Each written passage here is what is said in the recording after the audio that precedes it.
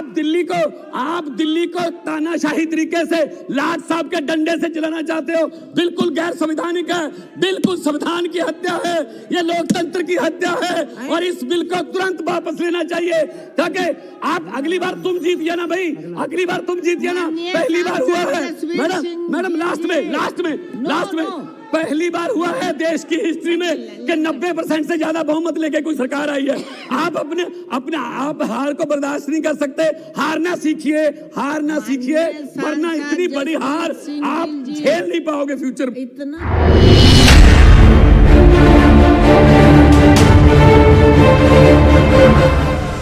कि स्पेशलिस्ट है, चाहे वो खेती कानूनों के जरिए हो जो कि स्टेट सब्जेक्ट है लेकिन वनिज और व्यापार लिख के यहाँ से पास कर दिया गया, चाहे वो राज्यपालों के जरिए हो। मैं अध्यक्ष जी थोड़ा मुझे समय दे दीजिएगा क्योंकि मैं आम आदमी पार्टी को बिलोंग करता हूं और हमारी सरकार को शक्तिहीन करने का ये बिल है। मैं सबका बहुत धन्यवाद करता हूं जिन्होंने इस बिल को जो है विरोध किया है, क्योंकि कल बारी किसी की भी आ सकती है। उपाध्यक्ष जी 22-23 साल से बीजेपी सत्ता से बाहर है दिल्ली से, तो इनको हार हजम नहीं हो रही। खुद इलेक्शन भी लड़ते हैं, चलो ठीक है, डेमोक्रेटिक राइट है सबका, विचारिक मतभेद हो सकते हैं। आप हार गए तो विपक्ष में बहना सीखिए। आप पहले इधर भी तो विपक्ष में बैठते थे, अब विपक्ष में बहने की आदत, विपक्ष में बैठने की आदत छोड़ रही है बीजेपी। मध्य प्रदेश में बीजेपी के लिए वोट नहीं किया था लोगों ने, लेकिन जहां चुनाव से नहीं आते वहां उपचुनाव से आ जाते हैं। कर्नाटका में बीजेपी के लिए वोट नहीं किया था, उपचुनाव से आ जाते हैं।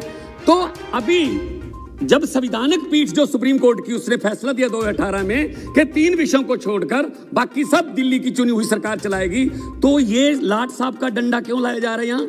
आपको पता है मैडम, जिस घर में एलजी रहते हैं, अंग्रेजों के जमाने में वहां वायसराय रहते थे, शायद उसी वायसराय की आत्मा जो है आप उसके जरिए दिल्ली को चलाना चाहते हैं। फिर इलेक्शन करवाने का फायदा क्या हुआ?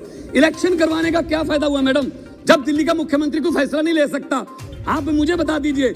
और उस आदमी को जो मेगासेस अवार्ड विनर है उसको पता नहीं नार्किस्ट नाली का कीड़ा पता नहीं ये वो ऐसा आदमी है जिसने कहा कि मेरा 5 साल का काम देख लो। दिल्ली की जनता को कहा अगर काम अच्छे लगते हैं तो वोट कर देना, वरना नहीं। आप कर सकते हैं, इसके लिए जिगरा चाहिए। आप कहते हैं ये तो जुमले थे, वो 15 लाख ये काला धन जुमले थे।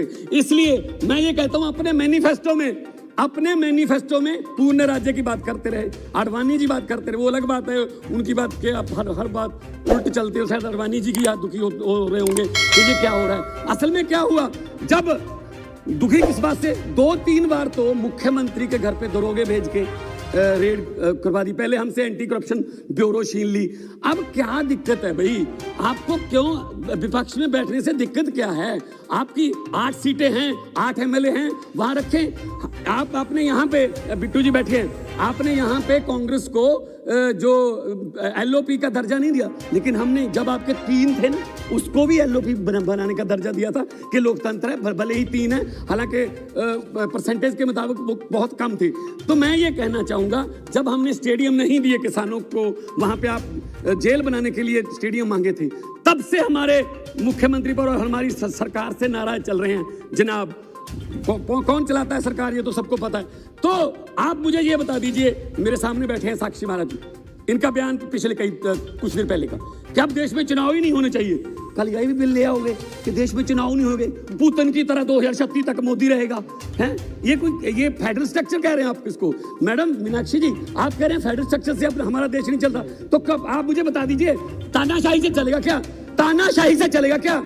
आप वकील हो, इसका मतलब ये नहीं है आप वकील हो, इसका मतलब ये नहीं है क्या आप यहाँ केस लड़ रहे हो? आप लोकतंत्र की हत्या कर रहे हो। अरे कल आप कह दोगे कि जो राज्यसभा में चुने हुए दिल्ली के 3 सांसद हैं, वो किसी वोटिंग में भी नहीं हिस्सा ले सकते, वो किसी डिबेट में नहीं आ सकते, क्योंकि वो तो उन एमएलए ने चुने हैं जिनके पास शक्ति नहीं है। ये किस तरफ लेके जा रहे हैं देश को आप? थोड़ा बहुत तो ख्याल कीजिए। मैं यही कहना चाहता हूँ मैडम, मैं यही कहना चाहता हूँ, दिल्ली देश का दिल है। दिल्ली के स्कूलों की बात दिल्ली के अस्पतालों की 73% दिल्ली को बिजली जीरो बिल आता है, और दिल्ली के जहां 70 सालों तक पानी नहीं पहुंचा वहां तक पानी पहुंचा दिया। और दिल्ली के, आप मुझे बता दीजिए, प्रधानमंत्री जिस ट्रंप के लिए वहां पे प्रचार करके आए थे, उसकी पत्नी क्या एमसीडी के स्कूल देखने आई थी, स्कूल दिखाया केजरीवाल का, और केजरीवाल को बैन कर दिया, वहां नहीं आ सकते।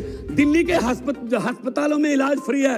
दिल्ली में एक जज का बेटा, एक रिक्शे वाले का बेटा और एक डिप्टी कमिश्नर का बेटा एक ही बेंच पर पढ़ रहे हैं, क्योंकि केजरीवाल ने, मनीष सिसोदिया ने ये शिक्षा जो है प्रणाली, मैडम 1 मिनट तो दे दीजिए, जितनी देर मीनाक्षी जी घंटी के बाद बोली थी वो तो दे दीजिए। इनको क्या हो रहा है? आप दिल्ली को तानाशाही तरीके से लाट साहब के डंडे से चलाना चाहते हो। बिल्कुल गैर संवैधानिक है, बिल्कुल संविधान की हत्या है, ये लोकतंत्र की हत्या है, और इस बिल को तुरंत वापस लेना चाहिए, ताकि आप अगली बार तुम जीतिए ना भाई, अगली बार तुम जीतिए ना। पहली बार हुआ है मैडम लास्ट में पहली बार हुआ है देश की हिस्ट्री में कि 90% से ज्यादा बहुमत लेके कोई सरकार आई है। आप अपने आप हार को बर्दाश्त नहीं कर सकते। हारना सीखिए, वरना इतनी बड़ी हार आप झेल नहीं पाओगे फ्यूचर। इतना क्यों चिल्लाते हो?